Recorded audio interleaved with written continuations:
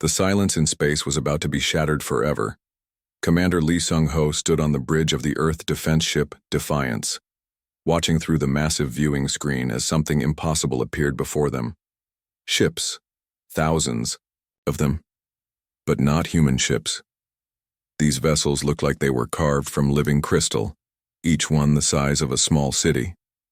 They moved in perfect formation, their surfaces catching and reflecting the light from nearby stars. Sung-ho had been defending Earth's outer colonies for 15 years, but he'd never seen anything like this. "Sir, we're getting a transmission," reported Lieutenant Park Min-seo from the communication station. Her voice was steady, but Sung-ho could hear the tension underneath. "It's coming from all of them at once." "Put it through," Sung-ho ordered, straightening his uniform. Whatever was about to happen would change everything. The main screen flickered, and suddenly they were looking at something that definitely wasn't human. The alien had 4 eyes arranged in a diamond pattern on its elongated head, and its skin seemed to shift colors like oil on water. When it spoke, the translation software made its voice sound cold and mechanical. "I am Admiral Timor of the Veltharian Empire," the alien announced. "For 3,000 of your years we have brought order to this galaxy. 47 star systems now prosper under our guidance." Sung-ho felt a chill run down his spine. 47 star systems. That meant 47 different species had encountered these Veltharians before. And judging by the massive fleet surrounding Earth, none of those encounters had gone well for the locals. "You will listen carefully," Timor continued, "because I will say this only once. Your species has illegally colonized territories that now belong to the Veltharian Empire. You have 72 of your rotations to evacuate all settlements from the following systems." A list appeared on screen, 12 star systems that humans had called home for generations. In the Centauri system, Captain Kim Jae-won was watching the same broadcast from the command center of New Busan Colony. Around him, civilian engineers and miners had stopped their work to stare at the screens. These weren't soldiers. They were families who had spent decades building something from nothing in the darkness of space. "We offer you mercy," the alien admiral continued. "Accept relocation to reservation worlds we have prepared. Your species will survive. Your culture will be preserved in museums. Refuse and face the same fate as the Kethmore, the Zelani, and 32 other species who chose extinction over wisdom." The transmission ended, leaving humans across 12 star systems staring at blank screens. In the silence that followed, children asked their parents what the scary alien had meant. Teenagers who had never known war suddenly understood that their entire way of life was being threatened. Grandparents who had fled Earth decades ago to build new homes among the stars realized they might have to run again. But something strange happened. Instead of panic, there was anger. Instead of fear, there was determination. Captain Park Min-seo was the first to respond. From her small command post on the mining station orbiting Kepler 442b, she activated the emergency broadcast system. Her message was simple, direct, and would echo through history. "This is Captain Park Min-seo of the Kepler Mining Consortium. We received your message, Admiral Timor. Here's our answer. This is our home. We built it with our own hands. We're not leaving." Her words were picked up and repeated across the human colonies. On New Busan, Kim Jae-won nodded as he heard them. On the agricultural world of Taeyang Prime, farmers loading their quantum harvesters paused to listen. On the orbital shipyards around Wolf 359, welders stopped their work to hear what their fellow humans were saying. One by one, the responses came in. Not from governments or military commanders, but from ordinary people who had made extraordinary sacrifices to build new lives among the stars. "This is Dr. Yoon Hai-ri from the New Busan Medical Center. We've got pregnant mothers here who are due next month. We've got children who took their first steps on this station. You want our home? Come and take it. This is engineer Choi Dong-min from the Titan shipyards. My grandfather died building this place. My father died defending it from asteroid strikes. I'll die before I let you take it." The messages kept coming. Teachers, mechanics, shop owners, students, all saying the same thing in different ways. They wouldn't run. They wouldn't hide. This was their home and they would defend it. Back on his flagship, Admiral Timor listened to the human responses with growing confusion. In 3 centuries of conquest, this had never happened. Every species followed the same pattern. First shock, then fear, then desperate negotiations, and finally grateful acceptance of Veltharian mercy. But humans were doing something different, something impossible. They were saying no, and they meant. But Admiral Timor couldn't believe what he was hearing. In his 300 years of conquest, no species had ever refused the Empire's generous offer of relocation. These humans were clearly confused about their situation. A simple demonstration would fix that. Deploy demonstration forces to 3 targets, he ordered his sub-commanders. New Busan, Kepler Station, and Taeyang Prime. Use minimal force. When they see our technology in action, they'll understand. The plan was simple and had worked 47 times before. Show overwhelming power, destroy a few military targets, and watch the civilians flee in terror. Within days, the local governments would be begging for mercy and accepting any terms offered. But as the Veltharian ships approached New Busan Colony, something unexpected was happening on the ground.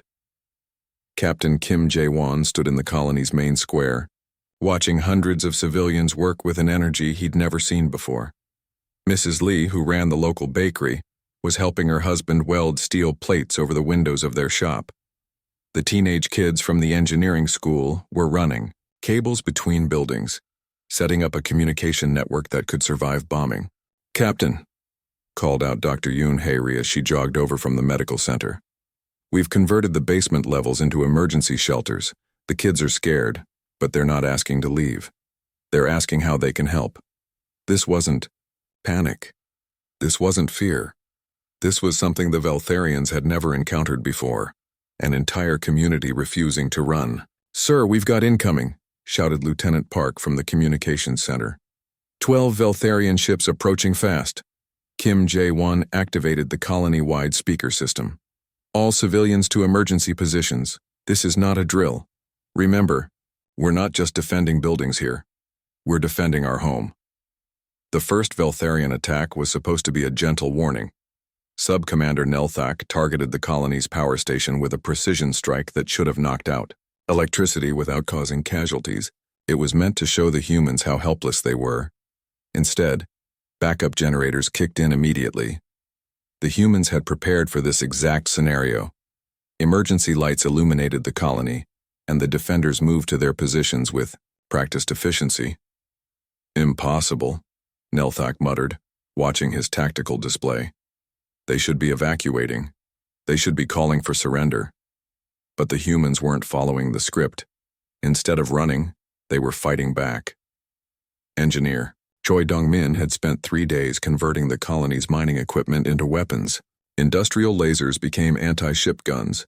Cargo haulers became makeshift tanks. Even the kids from the robotics club had reprogrammed their school projects to serve as reconnaissance drones. "Target their communications array," Nelthak ordered, hoping to isolate the defenders and force them to surrender. The communications tower exploded in a shower of sparks and metal. For a moment, silence fell over New Busan Colony. Nelthak waited for the white flag, for the surrender signal that always came next. Instead, he watched in amazement as humans began climbing the damaged tower. Within an hour, they had jury-rigged a replacement antenna using parts from a dozen different sources. The colony was back online, and Captain Kim Jae-won's voice was broadcasting across the system. "This is New Busan Colony to all human settlements. The aliens just destroyed our mine antenna. It took us 57 minutes to build a new one. They're going to have to try harder than that." Similar scenes were playing out across the 3 target worlds. On Kepler Station, miners were using their industrial equipment to create defensive positions that the Veltharians couldn't breach. On Taeyang Prime, farmers were organizing militia units and turning their agricultural domes into fortresses. But it was the psychological reports that confused the Veltharian commanders most.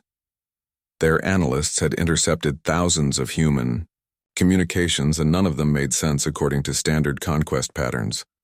"Listen to this," reported intelligence officer Krelnox to Admiral Timor. A human female, age 43, speaking to her child. Don't worry, sweetie. The bad aliens want us to leave our home, but we're not going anywhere. Daddy and I built this place for you, and nobody takes away what we build. Another transmission. Krelnox continued. Male, age 67. I came here 50 years ago with nothing but a dream and a cargo pod full of seeds. I'm not leaving now just because some aliens think they own the place. And this one from a teenage human. Mom, Dad, I know you're worried, but I'm not scared. This is our home. These are our friends. We stand together. Admiral Timor studied the reports with growing frustration. Every species he'd conquered had followed the same psychological pattern. First shock, then fear, then desperate self-preservation that led to acceptance of Veltharian terms. But humans seemed to get more stubborn when threatened. Instead of fear driving them apart, danger was bringing them together. Instead of self-preservation, they were displaying something the Veltharian databases had no category for: collective determination to defend something they called home. Sir, reported Sub-Commander Nelthak after a week of failed demonstration attacks, we've lost more ships in the past 7 days than in the previous 50 years of conquest. The humans aren't just resisting, they're adapting. Every attack teaches them something new, and they're learning faster than we can adjust our tactics. For the first time in his career, Admiral Timor faced a terrible possibility. These humans might actually be serious about their refusal to leave, and that changed everything. 3 weeks into what the Veltharians had expected to be a simple demonstration, their war analysts were staring at reports that made no sense. Every military doctrine in their database said the humans should have surrendered by now. Instead, they were doing something that had never happened before in galactic history. They were getting stronger. General Nam Tae-hyuk coordinated the human response. From a converted mining station deep in the asteroid belt, around him officers who had been teachers, engineers, and shop owners just months ago were running the most unconventional military operation the galaxy had ever seen. Sir, we're getting reports from all sectors, announced Lieutenant Colonel Seo Ji-hoon, reading from a tablet that had been a restaurant menu display the week before. The Veltharians hit the Hanyang orbital platform expecting to take it in 6 hours. That was 3 weeks ago. They're still trying to get inside. Nam Tae-hyuk smiled grimly. What's Captain Oh-soo-jin using for weapons now? Well, sir, she ran out of military equipment on day 2. Now she's got teenagers with mining lasers, grandmothers throwing homemade explosives, and someone figured out how to turn the station's gravity generators into weapons. This was the human doctrine that was driving the Veltharians crazy. No textbook had prepared them for an enemy that treated every piece of civilian equipment as a potential weapon, every citizen as a potential soldier, and every setback as motivation to try something new. On the Hanyang platform, Captain Oh-soo-jin was proving that humans could turn anything into a weapon of war. The station's restaurant had become a bomb factory, where the head chef was teaching dock workers how to mix explosive compounds. The shopping mall had been converted into a maze of defensive positions where store clerks were sniping at alien troops with hunting rifles. Captain, they're trying to breach the main hull again, reported Sergeant Park Min-seo, who had been a dance instructor before the war started. Let them, Oh-soo-jin replied calmly. When they get through, they'll find out we've rigged the entire section to decompress, and we've got backup positions ready 3 levels down. The Veltharians had never faced an enemy that seemed to plan for their own defeats. Every time they broke through human defenses, they found more defenses waiting. Every time they destroyed a human position, 2 more appeared somewhere else. But it was the psychological warfare that really confused them. Dr. Yoon Hai-ri had started broadcasting from New Busan Colony every day at noon, station time. Her show, which she called Coffee with the Doc, was being picked up by human settlements across the galaxy. She would sit in her clinic sipping coffee from a cracked mug and talk about ordinary things while explosions echoed in the background. Good afternoon, everyone.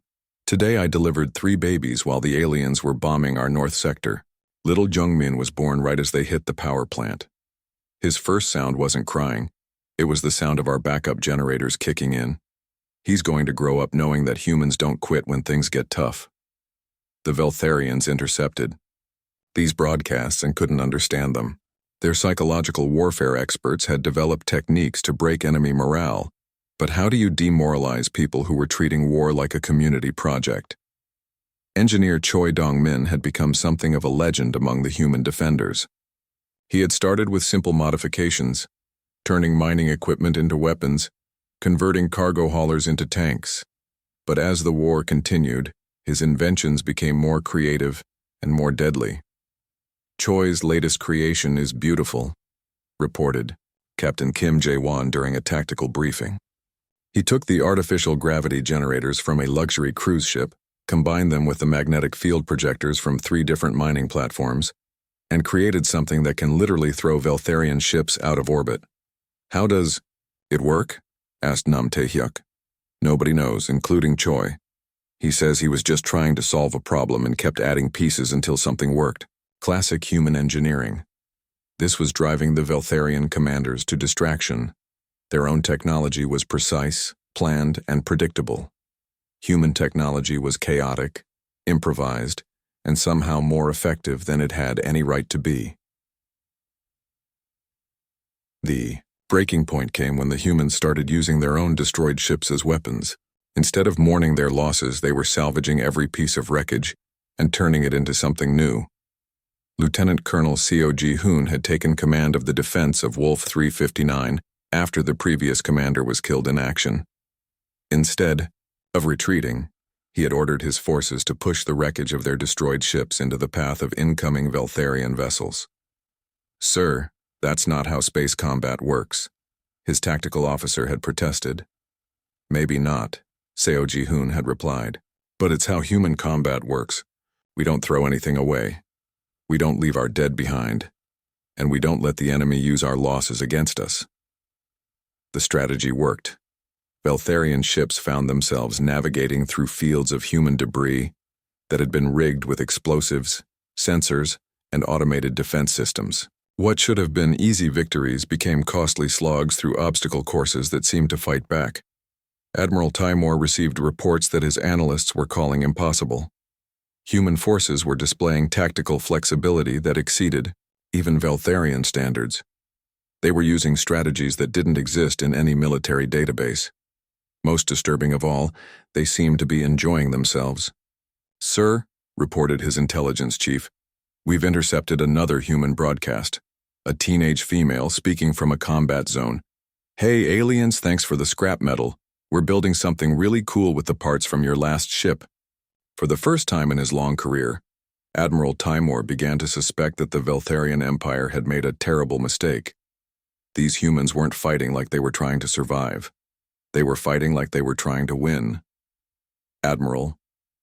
Timor stared at the tactical display showing the Sol system, where Earth hung like a blue jewel surrounded by defensive platforms and patrol ships. For 2 months, his demonstration forces had been fighting humans across 12 star systems, and nothing was going according to plan. It was time to end this madness once and for all. "Assemble the core fleet," he ordered his sub-commanders. "Every ship, every weapon, every soldier. We will hold their homeworld hostage until they see reason."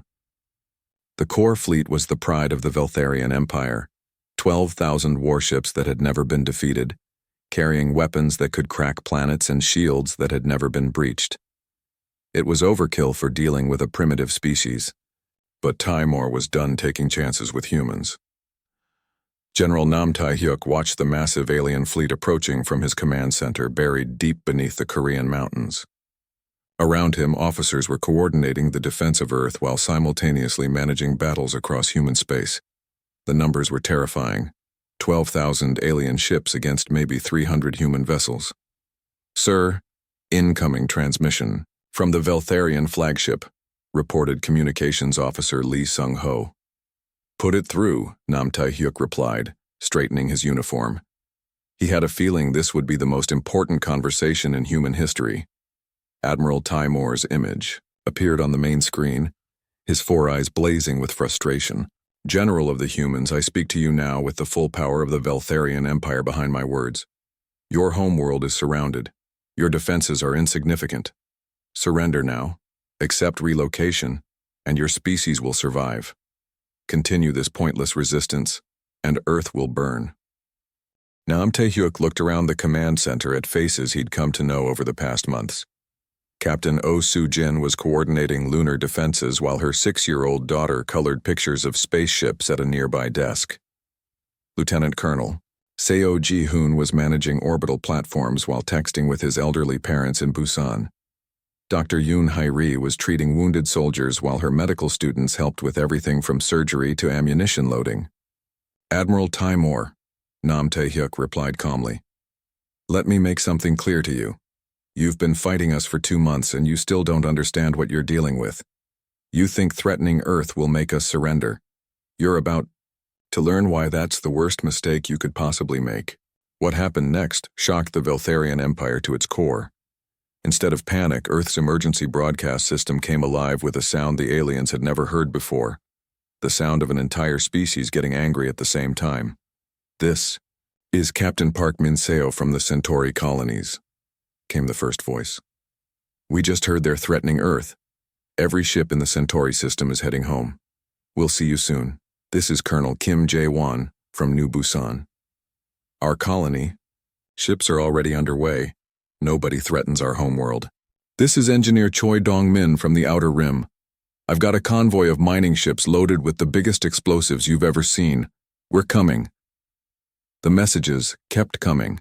From every human settlement, every colony, every outpost across known space. Factory workers who had never flown a combat mission were climbing into cargo haulers loaded with improvised weapons. Teenagers were convincing their parents to let them join the defense fleets. Grandparents were volunteering to crew ammunition, ships. Admiral Taimur watched his tactical displays in growing horror as thousands of human ships began converging on the Sol system. Not military vessels, civilian ships, cargo haulers, passenger liners, even personal spacecraft, all heading toward Earth at maximum speed. This is impossible, he muttered. They're abandoning their colonies to defend one world. It makes no strategic sense. But Intelligence Officer Krell was monitoring human communications and beginning to understand something terrifying. Sir, they're not abandoning their colonies. They're consolidating their entire civilization into a single, defensive force. Every human in space is coming to defend their homeworld. The first human reinforcements arrived within days and they brought more than just ships. They brought rage. Captain Oh Soo-jin had been defending the moon for weeks, but when she saw the massive Veltharian fleet surrounding Earth, something changed in her voice during the daily briefings. Listen up, everyone, she announced over the general communications channel. They want to play for keeps? Fine. We'll show them what happens when you threaten a human's home. The lunar defense platforms, which had been firing carefully measured, shots suddenly unleashed everything they had. Mining lasers that could cut through asteroids began slicing Veltharian ships in half. Mass drivers designed for moving cargo started hurling chunks of moon rock at alien vessels. On Earth's orbital stations, teenagers who had been working in shops and restaurants were now loading missiles and manning gun turrets, with a fury that terrified even their own commanders. Sir, we're getting some unusual readings from the human defensive positions, reported Veltharian Tactical Officer Vernax. Their power outputs are increasing beyond safe parameters. They're overloading their own systems. To what end? Taimur demanded. Unknown, sir. But if they maintain these power levels, their equipment will burn out within hours. What the Veltharians didn't understand was that humans had made a collective decision. If Earth fell, nothing else mattered. They weren't trying to preserve their equipment for future battles. They were putting everything they had into this one. Fight. Dr. Yoon Hae-ri was broadcasting from her emergency medical station, her usual calm replaced by something harder and more determined. To anyone listening across the galaxy, she said, looking directly into the camera while explosions lit up the sky behind her. This is what happens when you threaten a human's family. We don't negotiate. We don't compromise. We fight until there's nothing left to fight with, and then we fight with our bare hands. For the first time in 1,000 years of conquest, Admiral Taimur felt something he'd never experienced before. Fear. Not of death, but of an enemy that had just transformed defeat into something worse than victory could ever be. The battle for Earth had been raging for 6 days when something unprecedented happened in the history of galactic warfare. Admiral Taimur, commander of the most powerful fleet in known space, sent a message that no Veltharian had ever transmitted before. A request for ceasefire. His flagship, the Eternal Dominion, bore scars that told the story of the most brutal fighting the Empire had ever experienced. Burn marks covered its crystalline hull, and entire sections showed damage from weapons that shouldn't have been able to penetrate Veltharian shields. The Admiral himself looked nothing like the confident conqueror who had arrived at Earth months earlier. General Nam Tae-hyuk received the transmission in his underground command center, surrounded by exhausted officers who had been coordinating humanity's defense without sleep for nearly a week. When Timor's image appeared on screen, the human commander could see something in the alien's four eyes that he'd never expected to see. Respect. General Nam Tae-hyuk of the human species. Timor began, his translated voice carrying a weight that hadn't been there before. I request immediate ceasefire and formal negotiations. The Veltharian Empire seeks to discuss terms. The words hung in the air like a miracle. In the background, the sounds of battle were already fading as both sides received the ceasefire. Order. For the first time in months, the night sky over Earth wasn't filled with explosions. 3 days later, on a neutral space station that had been hastily constructed in the asteroid belt, two species that had been trying to kill each other sat down at the same table. Admiral Timor arrived with a small delegation of his most senior officers. General Nam Tae-hyuk brought representatives from across human space, not just military commanders, but the ordinary people who had turned the tide of war. Captain Oh Soo-jin was there, still wearing her lunar defense uniform with blast marks on the sleeves. Engineer Choi Dong-min sat next to her, his hands stained with the oil and metal dust of 1,000 improvised weapons. Dr. Yoon Hai-ri represented the civilian defenders, her medical coat replaced by a simple dress that somehow made her look more formidable than any uniform could. Before we begin, Timor said, settling into a chair designed for his alien physiology, I must tell you something that has never been said in the 1,000-year history of Veltharian expansion. We have never failed to conquer a species we encountered. Until now. Lieutenant Colonel Seo Ji-hoon, who had been taking notes, looked up from his tablet. Admiral, are you saying you're surrendering? No, Timor replied. And for the first time since the humans had met him, something like a smile seemed to cross his features. I'm saying we're recognizing that conquest is impossible. You cannot conquer a people who refuse to be conquered. The negotiations lasted for hours, but the real breakthrough came when Colonel Jung Eun-soo, representing the colonial militias, spoke directly to the Veltharian commander. Admiral, let me tell you a story about my grandfather, she said, leaning forward in her chair. He was a farmer on Earth, and when the soil wouldn't grow what he needed, he didn't give up and move somewhere else. He changed the soil. When the weather was too harsh, he didn't abandon his farm. He built better shelters. When other farmers told him his land was worthless, he didn't listen. He kept working until he had the most productive farm in the province. Timor listened intently, his four eyes focused on the human colonel.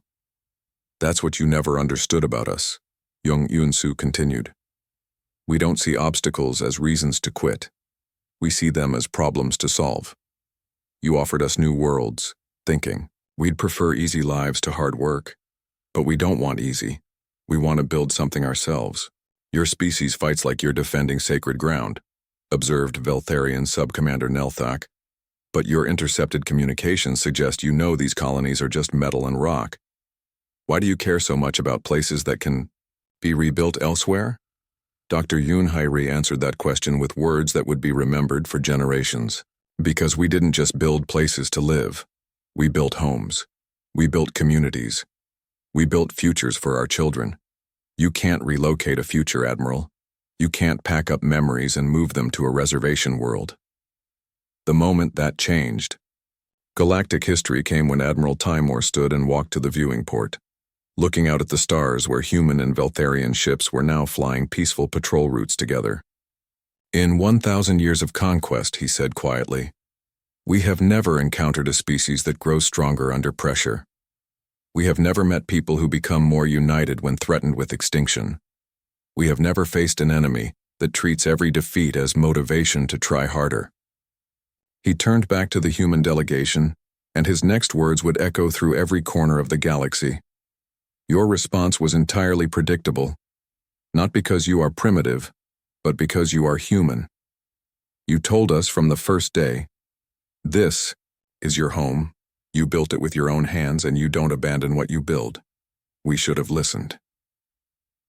The Treaty of Terra took 2 weeks to negotiate, but it wasn't really about the specific terms. It was about something that had never happened before in galactic politics, the recognition of a species as unconquerable, not because of superior technology or overwhelming force, but because of simple, stubborn determination. When the document was finally signed, Captain Osu-jin spoke for all of humanity with words that every child would learn in school. "We never wanted to be conquerors, Admiral. We just wanted to be left alone to build our homes among the stars. But when someone tries to take away what we've built, they learn what humans are really capable of. The galaxy would never again mistake human stubbornness for weakness." More importantly, 46 other species that had accepted Veltharian rule suddenly began asking questions about what it meant to call a place home. The age of easy conquest was over. The age of earned respect had begun, and it all started with humans, who simply refused to abandon what they had built.